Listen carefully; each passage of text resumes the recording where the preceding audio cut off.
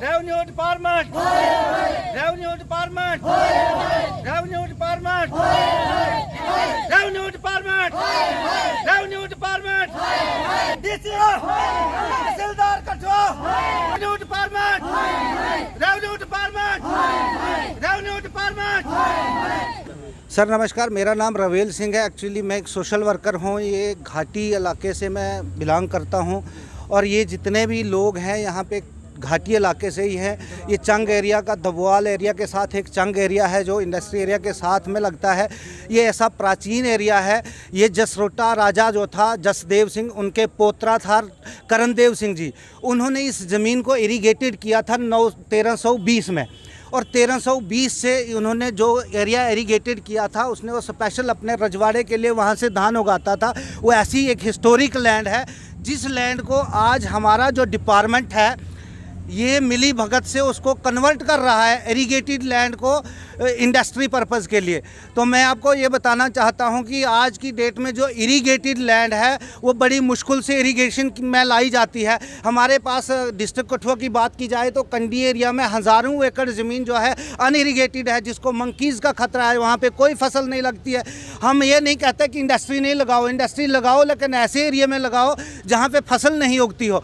लेकिन हमारी सरकार की पॉलिसी से मैं हैरान हूँ। ये कौन सी पॉलिसीज़ लेकर के चल रही है जिसमें कि इन्होंने सीधे सीधे इरीगेटेड ज़मीन को डिस्ट्रॉय कर करके उसको बंजर ज़मीन में तब्दील करके तो लोगों को इंडस्ट्री के लिए दे रहे हैं। और इसमें सबसे बड़ी बात तो यह है कि यहाँ पे एक मीडिया के साथ, मीडिया के थ्रू मैं आपको ये पूरी जनता तक ये बात पहुँचाना चाहता हूँ आप मीडिया के माध्यम से कि यहाँ पे लैंड माफिया है। एक लैंड माफिया का गैंग है जिसमें बहुत सारे लोग मिले हुए हैं। वो जो ज़मीनें पहले सरकारी थी उनको वो मालकी भी कर रहे हैं और उसमें वो उनको पैसे भी दे रहे हैं। कुछ कब्ज़दारों को लाख लाख रुपए दे रहे हैं कनाल का और वो ज़मीनें हथिया रहे हैं। ये काफ़ी सारा बड़ा गैंग है। मैं चाहता हूँ कि इस गैंग के लिए एक सीबीआई इंक्वायरी हो, फिर पता चलेगा कि। और दूसरी बात, हमारी सरकार कहती है कि जो एरिया रोड पर जाए उसकी रजिस्ट्री नहीं होती है। तो सारी ज़मीन तो बिक चुकी है और प्राइवेट लोगों ने खरीदी है, तो वो रोड ज़मीन की कैसे रजिस्ट्री करे जा रहे हैं? कम से कम हमें ये भी पता चले।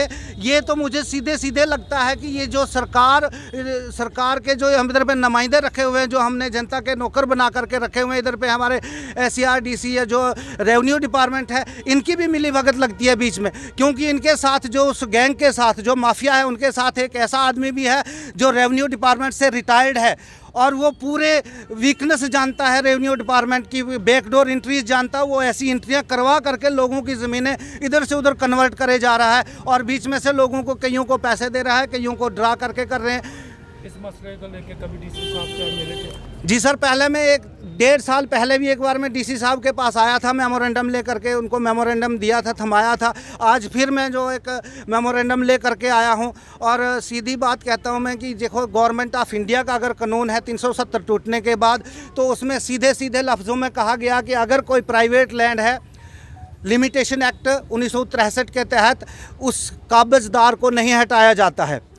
और अगर वो ज़मीन सार्वजनिक है, इसको स्टेट लैंड कहा जाता है, उसमें भी जिसका कब्ज़ा 20 साल से ऊपर है उसको भी नहीं हटाया जाता है चुपचापे। यहाँ पे तो लोगों के घर बने हुए हैं और ये जो कब्ज़े में आई थी ज़मीन, ये लोगों ने ज़बरदस्ती नहीं की थी।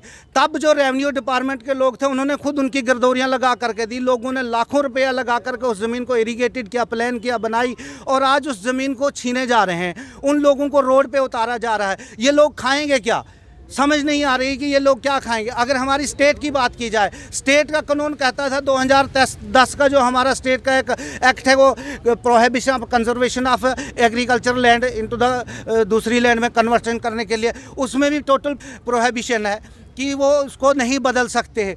तो मैं सीधे सीधे प्रशासन से ये बात कहनी चाहता हूँ आपके माध्यम से कि जो लोगों की मालकी ज़मीनें हैं या जो सरकारी ज़मीनें हैं, जो पानी लग वाली ज़मीनें हैं, जिन जो ज़मीनों में पानी लगता है, उन ज़मीनों को इंडस्ट्री पर्पज़ के लिए यूज़ ना किया जाए।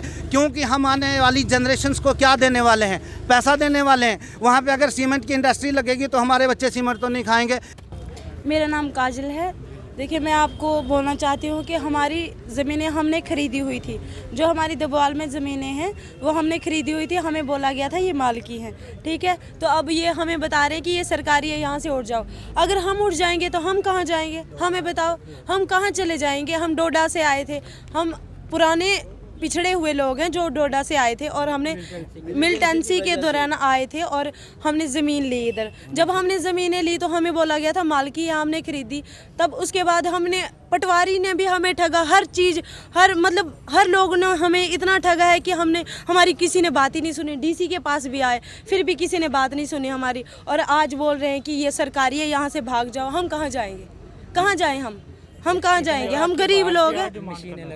हम डिमांड ये है हमारी कि हमारी ज़मीन हमें वापस दी जाए, या तो फिर अगर हमें कहीं भगा रहे हैं तो हमें कहीं और जगह दो, हमें जगह दो, हमें रहने के लिए भी जगह दो। हमने उगाना कहाँ है? हमने गेहूँ उगाने हैं, धान उगाना है, खाना क्या है? हमारी ज़मीनें ले रहे तो हमें तो कुछ दो ना, हमें कुछ चाहिए। हमें नहीं पता, या तो हमारी ज़मीन हमें दो या तो हमें कहीं और ज़मीन दे दो। नहीं जाता तो क्या रुक रहे थे? हम आगे तक जाएंगे और कंप्लेन करेंगे।